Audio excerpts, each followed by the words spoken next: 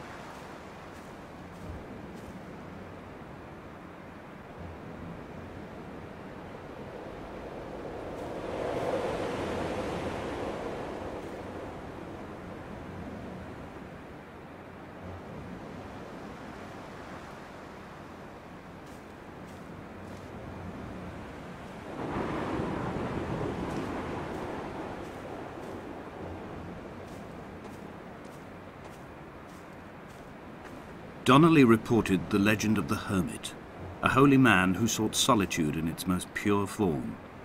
Allegedly, he rode here from the mainland in a boat without a bottom, so all the creatures of the sea could rise at night to converse with him. How disappointed he must have been with their chatter. Perhaps now, when all that haunts the ocean is the rubbish dumped from the tankers, he'd find more peace. They say he threw his arms wide in a valley on the south side, and the cliff opened up to provide him shelter. They say he died of fever 116 years later. The shepherds left gifts for him at the mouth of the cave, but Donnelly records they never claimed to have seen him. I have visited the cave and I have left my gifts, but like them, I appear to be an unworthy subject of his solitude.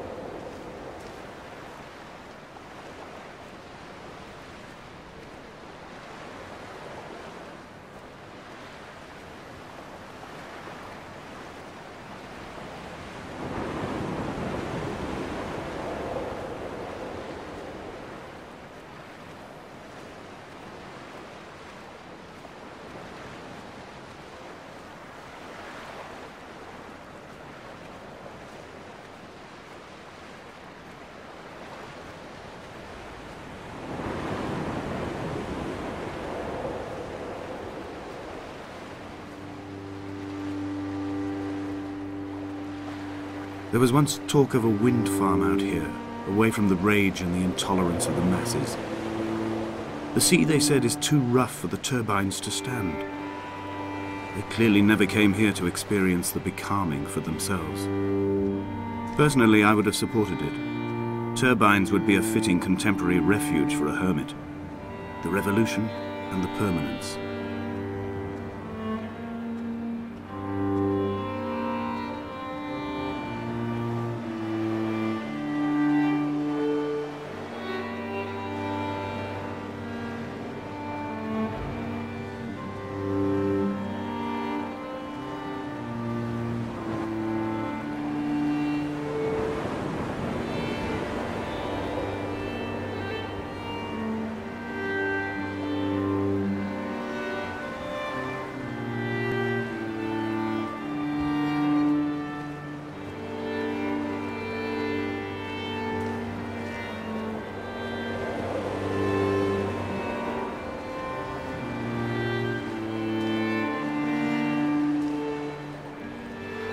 I have found the ship's manifest, crumpled and waterlogged under a stash of paint cans. It tells me that along with this present cargo, there was a large quantity of antacid yogurt bound for the European market. It must have washed out to sea. God knows there are no longer gulls or goats here to eat it.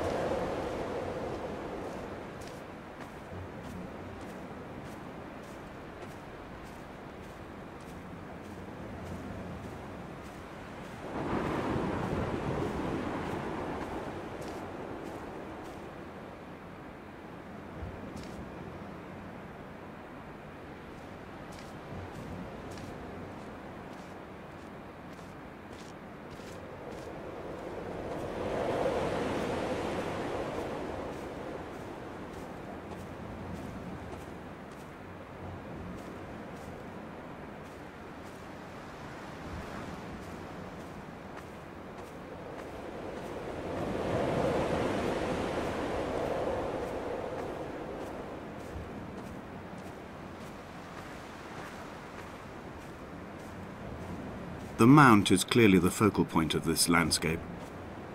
It almost appears so well placed as to be artificial. I find myself easily slipping into the delusional state of ascribing purpose, deliberate motive to everything here. Was this island formed during the moment of impact?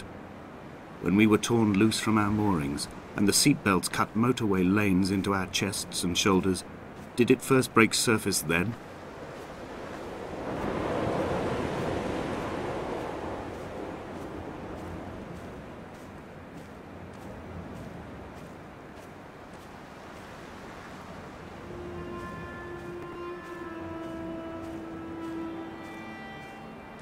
When someone had died or was dying, or was so ill they gave up what little hope they could sacrifice, they cut parallel lines into the cliff, exposing the white chalk beneath.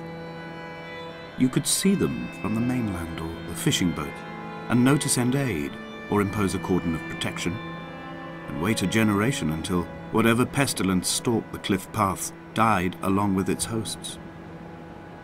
My lines are just for this, to keep any would-be rescuers at bay.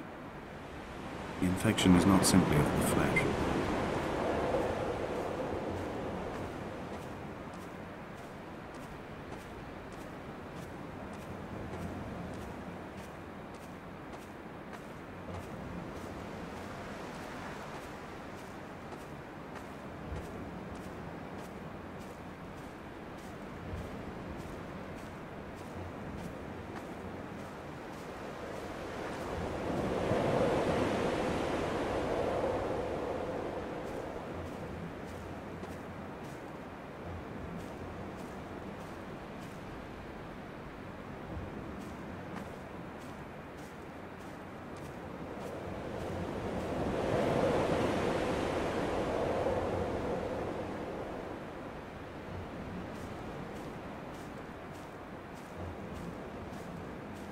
We are not like Lot's wife, you and I. We feel no particular need to turn back. There's nothing to be seen if we did. No tired old man parting the cliffs with his arms. No gifts or Bibles laid out on the sand for the taking. No tides turning or the shrieking gulls overhead. The bones of the hermit are no longer laid out for the taking. I have stolen them away to the guts of this island, where the passages all run to black, and where we can light each other's faces by their strange luminescence.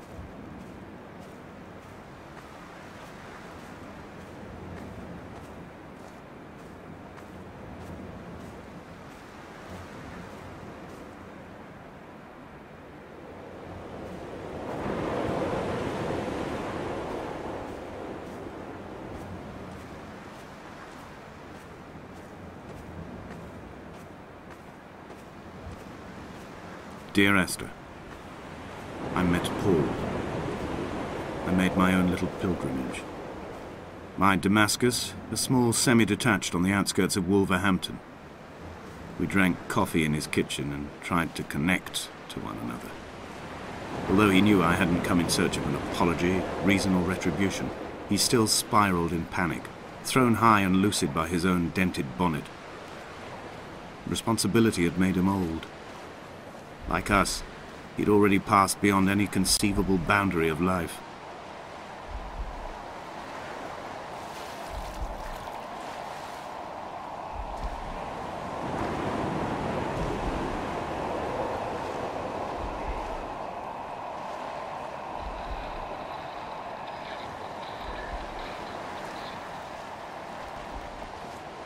I find myself increasingly unable to find that point where the hermit ends and Paul and I begin. We are woven into a sodden blanket, stuffed into the bottom of a boat to stop the leak and hold back the ocean. My neck aches from staring up at the aerial. It mirrors the dull throb in my gut where I am sure I've begun to form another stone.